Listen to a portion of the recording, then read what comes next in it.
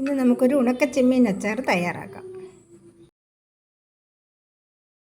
നമ്മൾ കഴുകി വൃത്തിയാക്കി വെച്ചിട്ടുണ്ട്. ഇനി നമുക്ക് അതിന് വേണ്ടുന്ന നമ്മൾ എടുത്തിരിക്കുന്നത് തേങ്ങാക്കൊത്താണ്. തേങ്ങാക്കൊത്ത് നമ്മുടെ പിഴിഞ്ഞ പുളിയാണ് എടുത്തിരിക്കുന്നത്. പച്ചമുളക് അരിഞ്ഞ് വെച്ചിട്ടുണ്ട്.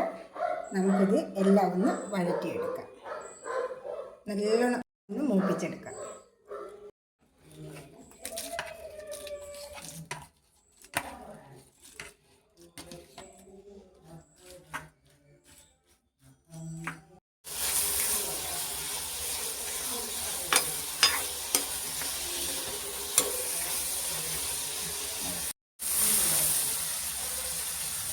അതുപോലെ മൂത്ത് വരുന്നുണ്ട്. നല്ലോണം ഒന്ന് മൂപ്പിച്ച് പോരണം. മൂത്ത് കൊടുക്കും. അപ്പം നല്ല രീതിക്ക് മൂത്ത് വന്നിട്ടുണ്ട്. നല്ലോണം മൂത്തിട്ടുണ്ട്. മൂത്ത് വന്നിട്ടുണ്ട്. നമുക്കിനി ഫ്ലെയിമൊക്കെ ഒന്ന് കുറച്ച് കൊടുത്ത് കോരിയെടുക്കാം.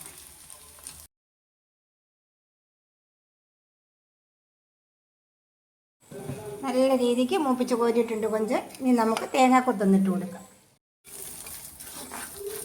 നല്ലോണം വറുത്തെടുക്കാം.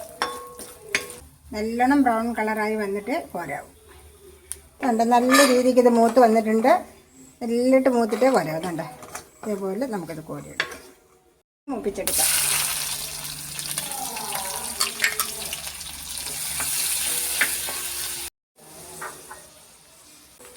കറിവേപ്പില കൂടി നമുക്ക് ഇട്ട് കൊടുക്കാം.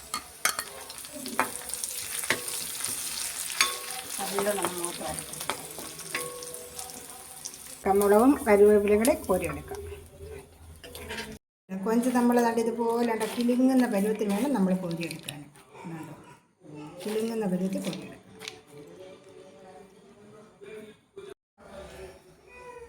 മുളക് പൊടി ഇതിനകത്തിട്ട് നമുക്കൊന്ന് വറുത്തെടുക്കാം. ലേശം കായപ്പൊടിയും ലേശം കുരുമുളക് പൊടിയും കൂടെ നമ്മൾ ചേർത്ത് കൊടുത്തിട്ടുണ്ട്. നമുക്ക് ഇതിന് വറുത്തെടുക്കാം.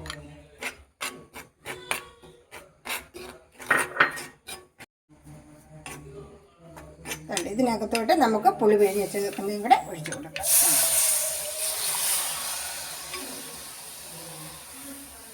നല്ലോണം ഒന്ന് തിളച്ച് കുറുകി വരട്ടെ.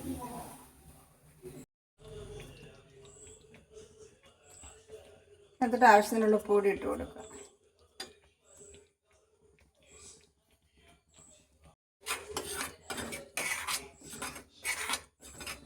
നല്ല രീതിക്ക് ഇത് കുറുകി വന്നിട്ടുണ്ട്. നമുക്ക് ഇതിലോട്ട് വറുത്ത് വെച്ചിരിക്കുന്ന സാധനങ്ങൾ കൂടി ചേർത്ത് കൊടുക്കാം.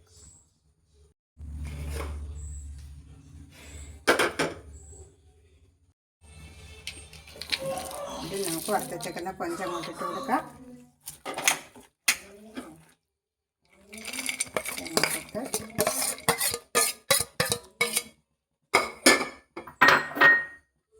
കറിവേപ്പിലയും പച്ചമുളകും കൂടി ചേർത്ത് കൊടുക്കാം. നല്ലോണം അതിനെ ഇട്ട് നമുക്ക് ഇളക്കി റെഡിയാക്കി എടുക്കാം.